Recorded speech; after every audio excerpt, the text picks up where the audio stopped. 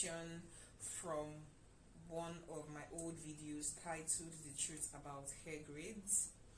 The question is from Bernice Abisola. She asks, thanks for the video. Please, what do vendors mean by 85% human hair and 70% human hair? Wow. Honestly, I'm very happy about this question because it shows that this particular vendor is being honest about how their hair extensions are mixed. Because what I've found out since I started testing hair extensions was most hair extensions are mixed with synthetic fibers. So by this vendor saying, what does the supplier mean when they say it's 85% human hair? It means that the other 15% of the hair that you find on the wefts is synthetic hair. And when the supplier says that the hair is 70% human hair, it means that the other 30% of the hair on that weft or bundle is synthetic hair. In a situation like this, what you will find is that the hair that has 85% human hair is going to be more expensive than the hair that has 70% human hair, because the human hair percentage from the 85% to the 70%, 85% is more than 70%. So for the 85% human hair grade, it will be more expensive, while the 70% is more affordable.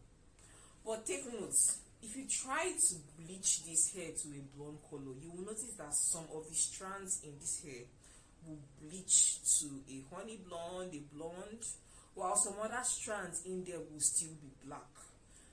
Most hair vendors, especially in Vietnam, they mix their hair extensions with synthetic fibers. Some of them, they use synthetic fibers that can take heat, so when you straighten the hair, it will still straighten. But some other ones mix their hairs with synthetic fibers that don't accept heat. So by the time you try straightening the hair, you notice that the hair is melting, that some of the strands in the hair is melting, because the fiber that they used to mix, that they added to the hair extension, is not heat resistant. So that's something that's been going on for a couple of years now in the hair extensions industry.